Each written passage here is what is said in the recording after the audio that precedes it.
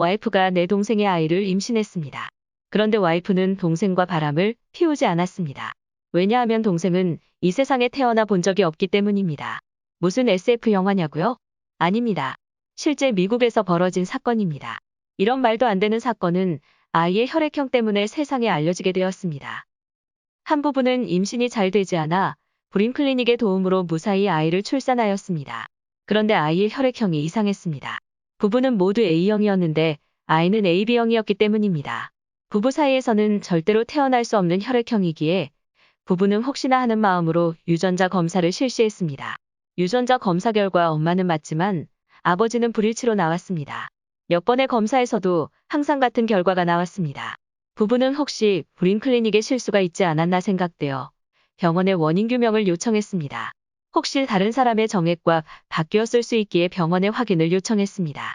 병원의 대답은 시술 당일 정액을 채취한 사람은 남편 말고는 없기에 절대 그런 일이 벌어질 수 없다고 했습니다. 부인의 외도를 의심할 수밖에 없는 상황에서도 부부는 서로의 신뢰를 저버리지 않았습니다. 대신 부부는 유전학자 스달 박사에게 도움을 요청했습니다. 스달 박사는 부부에게 당시 스타트업 기업인 23andMe라는 인터넷 유전자 검사 회사를 통해 다시 검사해볼 것을 제안했습니다. 친자 검사 및 혈통을 검사해주는 유전자 검사 회사 23andMe는 부부에게 아이의 아버지는 남편의 형제, 삼촌일 확률이 높다고 통보하였습니다. 부부는 이 결과가 너무 어처구니 없었습니다. 하지만 스달 박사는 남편이 키메라의 확률이 높다고 판단하였습니다. 키메라는 그리스 신화에 나오는 동물로 머리 발다리는 사자, 몸통은 염소, 꼬리는 뱀인 전설의 동물입니다. 여러 가지 동물의 합종인 생물을 말합니다. 현대에서는 한 생명체 안에 두 종류의 DNA를 가진 동물이나 사람을 지칭하고 있습니다. 연구팀은 남편이 어릴 적에 피부 일부가 밝은 색과 어두운 색 부분이 뚜렷하여 화상 피해자로 놀림을 당했다는 사실에 확신을 하게 되었습니다. 이처럼 대조되는 현상은 키메라의 한 표시입니다. 키메라는 일부 장기에서만 감지할 수 있을 정도의 DNA가 존재합니다. 따라서 키메라를 확인하기 위해서 연구팀은 남편의 여러 장기를 면밀히 조사하였습니다. 조사 결과 남편의 정자의 10%는 남편의 유전자와 일치하지 않는다는 것을 확인했습니다.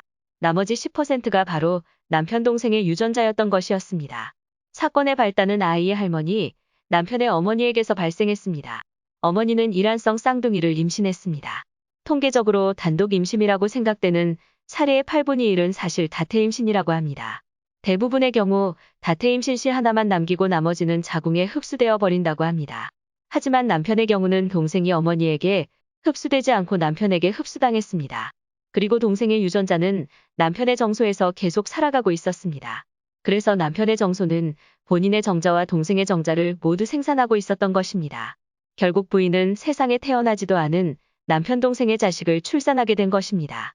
정확한 진단이 나오기까지 부부에게는 힘들고 심적 동요가 큰 시간이었지만 사랑하는 사람에 대한 믿음으로 극복할 수 있었습니다. 위와 비슷한 사건이 또 있습니다. 52세의 미국 보스턴 여성은 신장이 안 좋아서 이식 수술이 필요했습니다. 이식 수술을 위해 여성의 자녀들이 검사를 받았습니다.